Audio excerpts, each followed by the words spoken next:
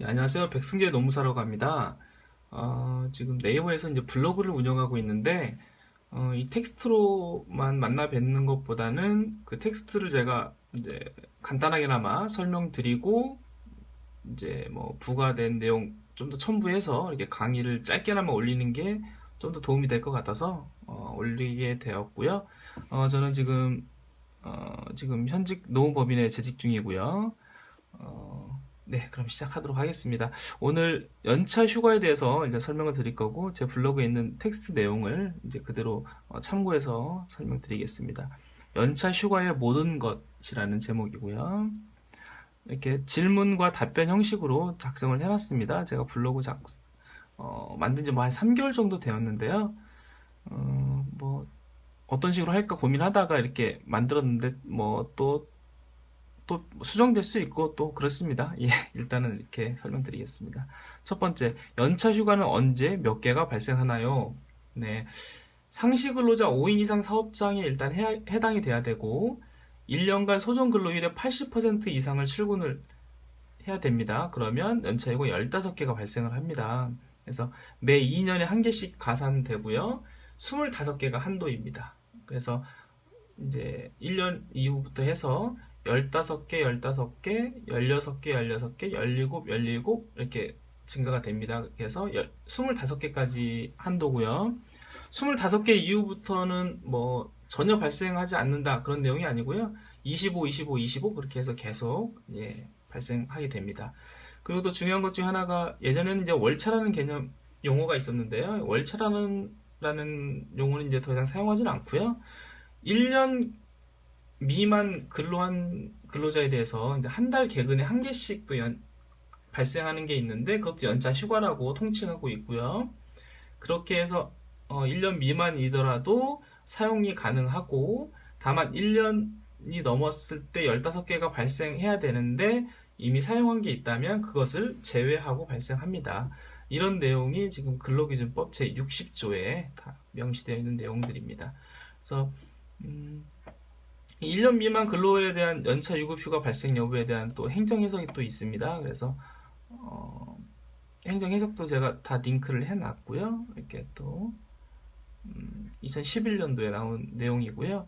여기 또 회시 내용 보면 만약에 1년 3개월 근무했다면 이 3개월에 대해서는 어떻게 또 연차휴가가 뭐 비율적으로 적용이 되느냐 그런 문제가 있는데 전혀 발생하지 않는다라고 이렇게 명확하게 회시를 하고 있고요. 그래서 연차휴가는 1년 단위로 발생하니까 1년 하고서 몇 개월 더 근무하고 퇴직을 했다 하더라도 1년분만 발생하고 더 이상 발생하지 않는 겁니다. 네, 그 부분 잘 알고 계시면 되고요. 네, 두 번째 질문은 회계연도 기준으로 하면 달라지느냐 그런 내용이고요. 이 근로기준법은 입사일 기준으로 명시가 되어 있는 겁니다. 내용들이. 그래서 입사일 기준으로 모든 회사에서 적용되면 뭐 이런 개별 문제가 발생하지 않는데 이제 현실상 이제 회사에서 이제 입사자들, 그러니까 근로자들이 입사 날짜가 다 다르기 때문에 개별적으로 적용하기에는 너무 업무량이 많아지고 복잡해지기 때문에 회계연도 기준으로 해서 일괄적으로 적용을 하고요. 어, 그 1년이 미치지 않는 기간은 이제 비율적으로 계산을 해서 이제 연초에 이제 발생한다고 보면 됩니다.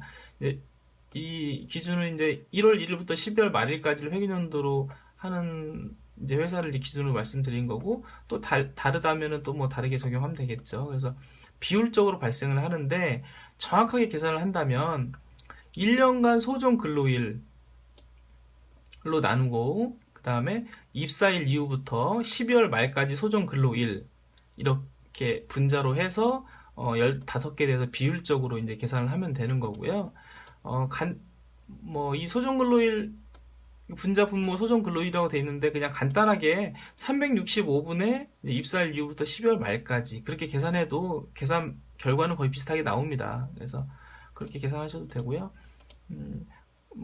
간단히 예를 들어서 7월 1일 날 입사자가 있어요. 그러면 이미 이제 반년 후에 입사한 거죠. 그렇게 되면 365분에 그 6개월 그렇게 하면은 7.5 정도 나올 겁니다. 뭐 당연히 그러겠죠. 7.5 나오니까 7.5개를 주면 되는데 이 소수점 부분에 대해서는 회사에서 덜 주는 것보다는 더 주는 게 낫겠죠. 예, 그래도 법 위반하지 않겠고, 그쵸? 상회하면 문제가 없으니까. 0.5개에 대해서, 뭐, 반차를 주던, 뭐, 나중에, 연차 수당으로 줄 때 0.5에 해당되는 부분을 주면 될 겁니다. 네. 그리고 세 번째 질문사항이고요. 근로자 퇴직 시에는 계산을 어떻게 해야 되느냐 그런 내용인데요. 일단 회계연도를 적용하고 있더라 하더라도 근로자가 퇴직을 할 때는 입사일 기준으로도 다시 한번 산정을 해봅니다. 그래서 두 가지를 비교를 해서 근로자에게 유리한 쪽을 적용시켜야 된다는 것이 행정해석의 내용입니다. 그래서 이 부분 이제 네이버 이제 지식인 활동도 제가 하고 있는데요. 거기에 또 많이 올리는 질문 중에 하나입니다. 그래서 이제 근로자에게 유리하게 적용을 해야 된다 그런 내용이었고요.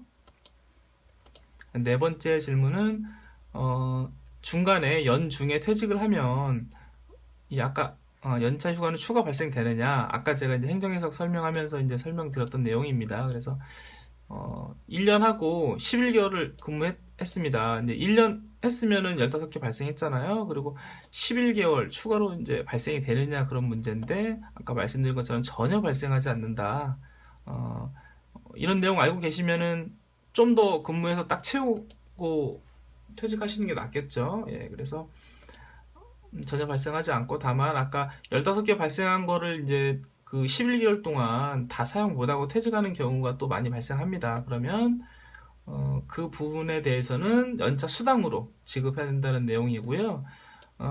하나의 연차 수당은 일일 통상 임금이라고 보시면 됩니다. 이제 그 평균 임금하고 조금 다른 개념인데 아무튼 통상 임금 부분은 또 만약 다음에 또 소개를 해드리고요. 한 달 월급 중에서 전체 통상 임금을 209시간으로 나누면 그 통상 시급이 나오고요. 거의 8시간 곱하면 통상 임금이 1분 통상 임금 계산할 수 있습니다. 네. 그래서 오늘은 간단하게나마 이렇게 뭐한 7, 8분 정도 됐는데요. 이렇게 연차휴가에 대해서 이렇게 설명을 드리고 추가 질문사항이 있는 분들은 제 블로그에 이제 아무 글에나 이제 그냥 댓글 남겨주시면 제 핸드폰에 이제 바로 이제 알림이 오니까 제가 해드릴 거고요. 네, 다음 시간에 또 뭐 기타 퇴직금 주휴수당 그런 부분도 한 번씩 또 살펴보는 시간 갖도록 하겠습니다. 네, 감사합니다. 백nom사였습니다.